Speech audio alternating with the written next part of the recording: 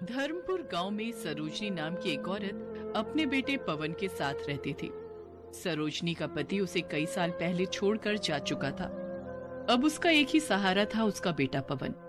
सरोजनी अपने बेटे को पढ़ा लिखा कर एक बड़ा आदमी बनाना चाहती थी, इसलिए वो लोगों के घरों में कामकाज करके पैसा कमाती थी। अपनी माँ को दिन रात इतनी मेहनत करती देख एक दिन पवन अपनी माँ से कहता है, माँ, तुम लोगों के घर घर जाकर काम करती हो, ये मुझे बिल्कुल अच्छा नहीं लगता। मैं पढ़ाई छोड़कर कुछ काम ढूंढ लेता हूँ। नहीं मेरे बच्चे, मैं खुद चाहे कितना भी कष्ट उठा लूं, पर तू अपनी पढ़ाई मत छोड़ना। भगवान करे तू पढ़ लिख कर बहुत बड़ा आदमी बने, तेरी बहुत अच्छी नौकरी लग जाए। मुझे तो बस उसी दिन का इंतजार है। पवन हनुमान जी का बहुत बड़ा भक्त था। वो दिन रात हनुमान जी की पूजा करता रहता था। एक दिन वो हनुमान जी के मंदिर में बैठकर प्रार्थना कर रहा होता है तो उनसे हाथ जोड़कर कहता है, बजरंगबली जी, माँ तो मेरी कोई बात नहीं सुनती। मैंने उनको कितना कहा कि अब तुम काम करना बंद कर दो, पर वो मानने को तैयार ही नहीं। अब आप ही बताओ मैं क्या करूँ। पवन को पूरा विश्वास था कि बजरंगबली उसकी माँ को समझा देंगे। ऐसे ही समय बीतता गया और पवन ने भी अपनी ग्रेजुएशन की पढ़ाई पूरी कर ली। फिर वो नौकरी की तलाश में लग गया। वो सुबह उठकर हनुमान जी के मंदिर में जाकर पूजा पाठ करता, उसके बाद नौकरी की तलाश में निकल जाता। लेकिन सारा दिन भटकने के बाद भी उसे कहीं नौकरी नहीं मिलती। फिर वो निराश होकर घर वापस लौट आता। एक दिन उसे उदास देखकर सरोजनी ने कहा, पवन बेटा, तू इतना उदास क्यों है? आज नहीं तो कल तुम्हें नौकरी जरूर मिलेगी। हाँ, मैं कुछ दिन नौकरी की तलाश और करूंगा, लेकिन अगर फिर भी कहीं मुझे नौकरी नहीं मिली तो फिर मैं मेहनत मजदूरी ही कर लूंगा। नहीं बेटा, मैंने तुझे मजदूरी करने के लिए थोड़ी ही इतना पढ़ाया लिखाया है। तू कोशिश करता रहे, एक दिन सब ठीक हो जाएगा। अगले दिन सवेरे जल्दी उठकर पवन फिर से नौकरी की तलाश में निकल पड़ता है। अपने घर से कुछ दूर चलने पर ही उसे अपने स्कूल के पुराने मास्टर जी मिल जाते हैं। नमस्कार मास्टर जी, कैसे हैं आप?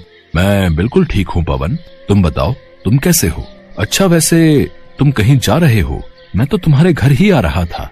हाँ मास्टर जी, मैं नौकरी की तलाश में निकला हूँ। खैर आप बताइए, आपने कहा आप मेरे घर ही आ रहे थे, कुछ काम था क्या? हाँ बेटा, पास के ही अयोध्या गांव में एक मास्टर जी पढ़ाते थे, लेकिन अब वो रिटायर हो चुके हैं। उनकी जगह पर कोई नए मास्टर जी आने वाले थे, लेकिन वो आ नहीं पाए। अगर तुम एक हफ्ते तक उस स्कूल के बच्चों को पढ़ा सको तो प्रिंसिपल से कहकर तुम्हारी नौकरी परमानेंट करवा सकता हूँ। तुम्हारी माँ की हालत देखकर मुझे तुम्हारा ख्याल आया और मैंने तुमसे बिना पूछे ही तुम्हारी बात प्रिंसिपल से कर ली है। अब तुम मेरी जुबान का मान रखो और अच्छे से उस स्कूल में जाकर बच्चों को पढ़ाना शुरू कर दो। ये सुनकर पवन बहुत खुश होता है। आपका बहुत बहुत शुक्रिया मास्टर जी, पर क्या आप मुझे बताएंगे कि वहाँ केवल एक हफ्ता ही क्यों पढ़ाना है? बेटा, वहाँ और भी बहुत से टीचर्स आएंगे, लेकिन जो एक हफ्ता अच्छे से बच्चों को पढ़ा पाएगा केवल उसी की नौकरी पक्की होगी। समझ लो, ये तुम्हारा इम्तिहान है पक्की नौकरी पाने का। जी मास्टर जी, आपका बहुत बहुत शुक्रिया। इसके बाद पवन घर आकर अपनी माँ को सारी बात बताता है। सरोजनी ये बात सुनकर बेहद खुश होती है। फिर वो बजरंगबली के सामने हाथ जोड़कर कहता है, हे बजरंगबली, मुझे ये परमानेंट सरकारी नौकरी दिलवा दीजिए। मैं उम्र भर आपकी सेवा करता रहूंगा। अगले दिन पवन ने अपना इंट्रोडक्शन प्रिंसिपल को जाकर दिया। उसके बाद प्रिंसिपल ने उसको क्लास में पढ़ाने के लिए भेज दिया। क्लास में पहुंचते ही सभी बच्चे पवन मास्टर जी से कहते हैं, गुड मॉर्निंग टीचर। लेकिन तभी वो कहता है, बच्चों, गुड मॉर्निंग नहीं, राम राम कहा करो, इससे भगवान राम तुम्हारे सारे काम बना देंगे। बच्चों को नए मास्टर जी बहुत अच्छे लगते हैं। वो सारा दिन बच्चों को रामायण सुनाते रहते और उनको सारी चौपाइयाँ याद करवा देते। ऐसे ही एक हफ्ता बीत गया। फिर प्रिंसिपल क्लास में आते हैं। तभी सब बच्चे राम राम कहकर उनको वेलकम करते हैं। उसके बाद प्रिंसिपल उनसे पूछते हैं, बच्चों, तुम्हें मास्टर जी ने क्या क्या सिखाया, कुछ बताओ। तभी सब बच्चे एक एक करके प्रिंसिपल को रामायण की चौपाइयाँ सुनाने लगते हैं। साथ ही सभी बच्चों को सारी की सारी रामायण मुख जुबानी याद हो गई होती है। ये देखकर वो हैरान होकर कहने लगते हैं, अरे मास्टर जी, आपने तो कमाल ही कर दिया। इतना तो हम कई सालों तक नहीं सिखा पाते जितना आपने एक हफ्ते में सिखा दिया। आपकी नौकरी पक्की हुई। आपका ऑफर लेटर मैं आपके मास्टर जी के हाथ भिजवा दूंगा। आप अपना सामान लेकर आ जाना। अगले दिन सुबह होते ही मास्टर जी पवन के घर पहुंच जाते हैं और उसका दरवाजा खटखटाते हुए कहते हैं, अरे पवन, अरे ओ पवन, दरवाजा खोल बेटा।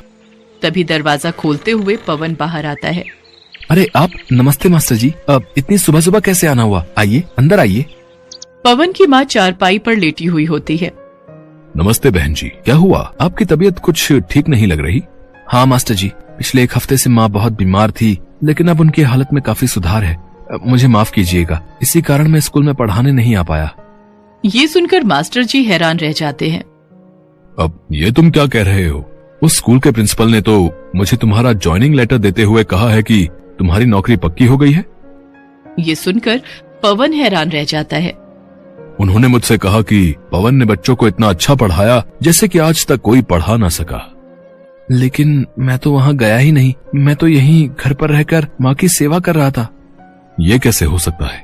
प्रिंसिपल साहब ने तो खुद मुझसे कहा है कि पवन ने तो बच्चों को राम नाम की बहुत अच्छी शिक्षा दी है। सभी बच्चों को चौपाइयां और रामायण याद हो गई है। पर मेरी समझ में नहीं आ रहा कि जब तुम नहीं गए तो वहां तुम्हारी जगह कौन गया था, और अब तो तुम्हारी नौकरी भी पक्की हो गई। ये सुनते ही पवन रोने लगा और रोते हुए कहने लगा, ये काम तो मेरे बजरंगबली ही कर सकते हैं। राम नाम की शिक्षा वही दे सकते हैं, और अपने भक्त को जब मुसीबत में पड़े देखा तो उसकी सहायता के लिए स्वयं ही आ गए। ये कहकर वो हनुमान जी की मूर्ति के सामने रोने लगता है। तभी सरोजनी उससे कहती है, मेरे बच्चे, हनुमान जी ने तेरी सारी परेशानी दूर कर दी। उन्होंने तुझे तेरी मेहनत का फल दे दिया मेरे बच्चे। मास्टर जी ये सब देखकर हैरान रह गए और वो पवन से कहने लगे, पवन बेटा, बजरंगबली स्वयं तेरी सहायता के लिए दौड़े दौड़े चले आए। उनकी तुझ पर बहुत कृपा है। अब तो उनका नाम लेकर कल से नौकरी पर लग जा। अगले दिन सुबह सुबह पवन मंदिर गया और हनुमान जी का जप करने लगा। उसके बाद वो स्कूल जाकर अच्छे से बच्चों को पढ़ाने लगा। इसके बाद वो हर रोज स्कूल जाने से पहले और आने के बाद हनुमान जी के मंदिर जरूर जाता और वहां बैठकर ध्यान लगाता। इसके बाद उनके अच्छे दिन आ गए। सरोजनी ने भी काम छोड़ दिया। अब उन्हें किसी चीज की कोई कमी न थी। सरोजनी और पवन अच्छे से अपनी जिंदगी व्यतीत करने लगे।